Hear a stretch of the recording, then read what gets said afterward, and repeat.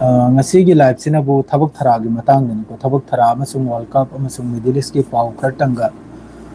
mayam da thamjaram ge aduga thokani ni ngasi pung taret tagi match ni pung am wali ko adu live si minute kunthra rum tang tawbu ngam re yengsi adu matung da live asi loi jinjra ge ngasi si manipur gi oina 18 june tarik 34 manipur kai bi aro haina madre manipur si thugai gain torok kanda protest tawkhiba adra firing da mioi 34 manipur himalay pa ki dama tama thoi katki makhoi do big selo ni maite pangal gi trap tagi makhoi gi himmat makhoi gi dam do thagat ngai wani yamna nungaite aduga loina na middle east ki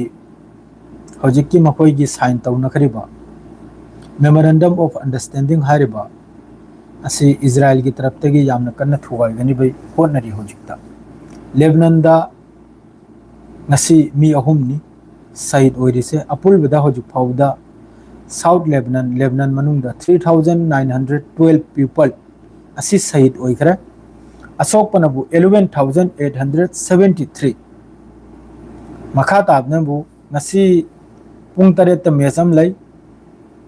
pung tara da mesam lai pung ama da mesam lai ayuk ki pung mari da mexico amasung south korea world cup ki ngarang si ronaldo amasung portugal gi supporter makhaibu yamna sathina cr7 na ikai ba piram khare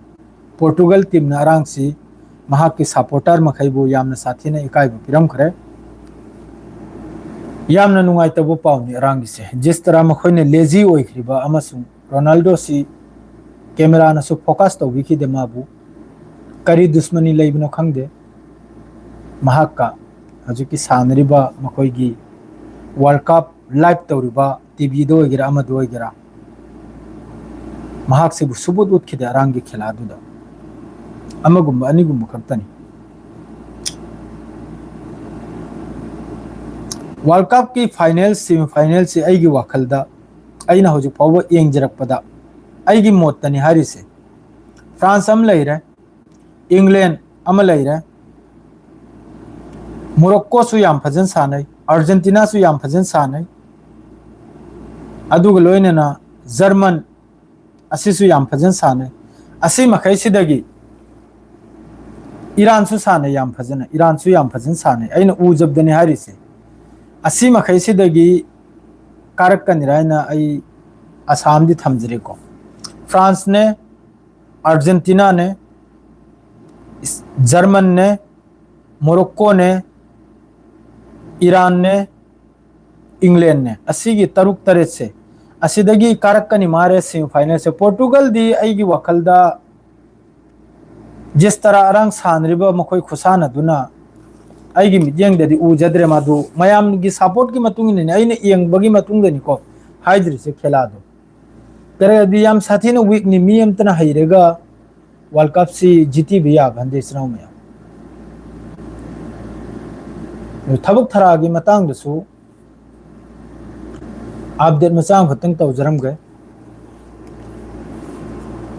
थबक थरा की मतंग हाइबबु बॉम्बे दा दिल्ली दा हैदराबाद दा बेंगलोर दा थबक थरा की visa याम चतखरमनी बॉम्बे दसु याम साथिन लेरमनी कंपनी की वीजा अमसुंग हाउस ड्राइवर माद्रैदी बेंगलोर लोमदा हैदराबाद लोमदनबु अखोगी डॉक्टर की नर्स की असिगुम वीजा मैम लेबगी पाव मैम तारे जो कनागुम लाकनिंग खोनिंग लेरगसु पासपोर्ट करा रेडी ओइदन लेरगसु व्हाट्सएप तो मैसेंजर दो कॉन्टेक्ट तौबिरो आई हजिकी बॉम्बे दे लेरिबा याम सिंगी नंबर दो मैम शेयर तौरके अदुगा सुम सपोर्ट तौदना Qatar South Africa Brazil Argentina Portugal हाइना लेबगी महुत्ता सोम द थोगलक लेगा लुपा तरा तौरसु ताल होबदो अदुना बहुत फायदा नि स्नाव में आई हिसाब तनी हाजरी से नखोय म्याम न लाकनिंग बिरा दुरी नखोय म्याम न खंगजखरे तो कनागुम संगनिंग लक पले रगसो अदुम संगेल बिरो लाइव असिदा करिगिनो ngasi di live si yam साथिन नुवाइतरे करिगिनो होंदे कनुम तौबगी ग्रा थोखिद्रे एड तौबीगीरा वेलकम टू चैट रिमेंबर गोल हाइंकरा थोखरे करिनो होंगे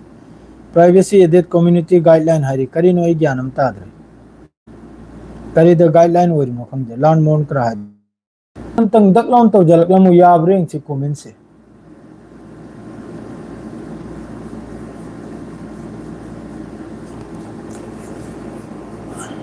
लाइव यंगिरिबो मियो पुनमक लाइव असे यारे यारे यारे यारे कनम हारी लेरंग बेगम हारी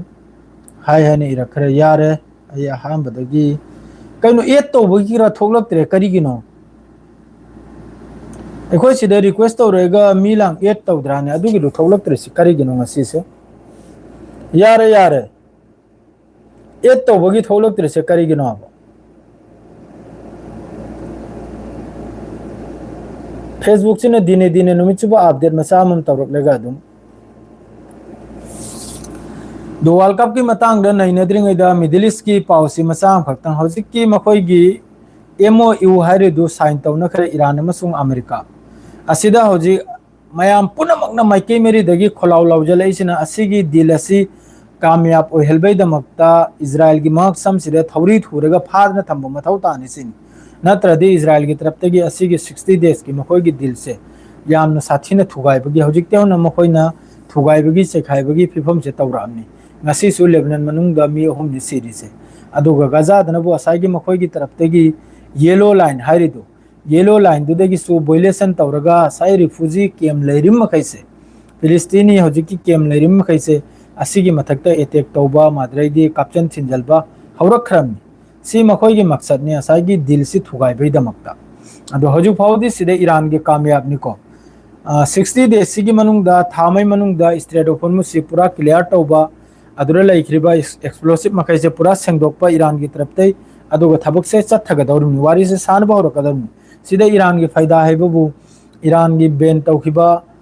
ईरान की मथकता बैन थमखिबा अखोयगी थाव लांग योलबे यादो असि पुनमक्से लौथोकपा ईरान की फ्रीज तौखिबा पैसा तंखाय महान पिजलबा असिगी मतुंग वारी पुनमक्से कुमथरकदरनि अदो हजु फावदी कामयाबनि ईरान अमसुंग अमेरिका की मागी दिल से अदुम सिदा इजराइल ने यामना मरक्तगी खनक चेलबा हैबदो सिमजेब थाबा हैबदो यामना तौगदौरि असिदा मिडिल ईस्ट की पाउसी लोइजरे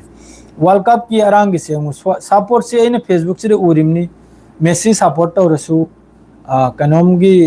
रोनाल्डो की कांगून साउबम यावरी रोनाल्डो सपोर्ट तौरसु मेसी की कांगुपन साउबम लेरे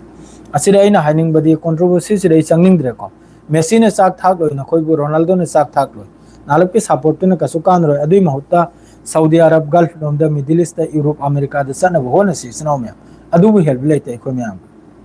पैसा ताल होबदो अदुबु हेल्प लेखिद्रा